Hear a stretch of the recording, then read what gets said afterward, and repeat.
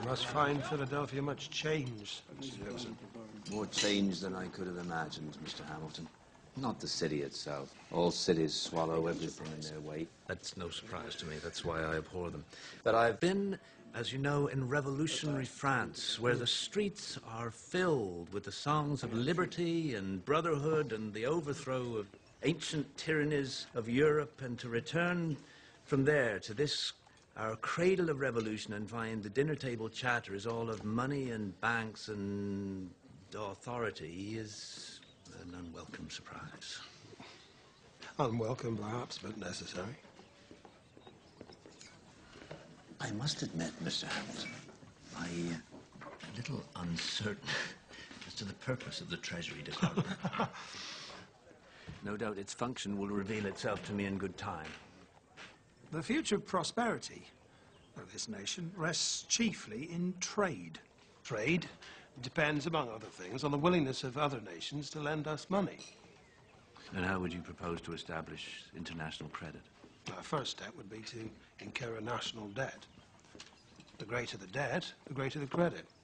And to that end, I have recommended to the President that Congress adopt all the debts incurred by the individual states during the war through a national bank. The idea being that if the states owe Congress money, then other nations will feel more inclined to lend it to us. If the states are indebted to a central authority, it increases the power of the central government. You have it exactly. The greater the government's responsibility, the greater its authority. The moneyed interest in this country is all in the north, so the wealth and power would inevitably be concentrated there in a federal government, to the expense of the south.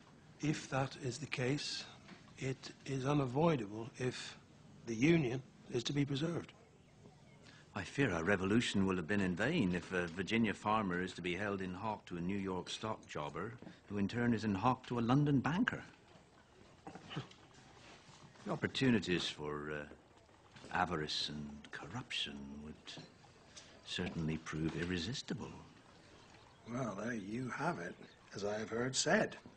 If men were angels, then no government would be necessary. Well, sadly, that is very well said. But there can be no question. Our nation cannot bind together without powerful central government. But we must also accommodate the needs of our constituent states, both North and South. The power of one must check and balance the other. And to that end, we must dedicate all of our energies and our care.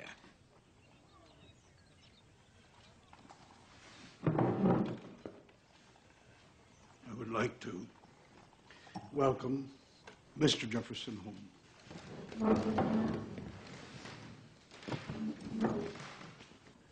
Mr. Secretary of State. Yeah. Mr. President, gentlemen.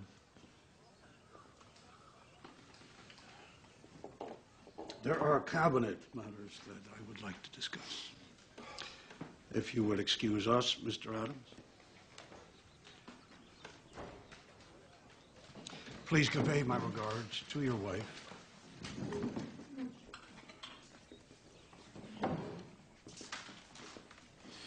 Gentlemen. John. Mr. President.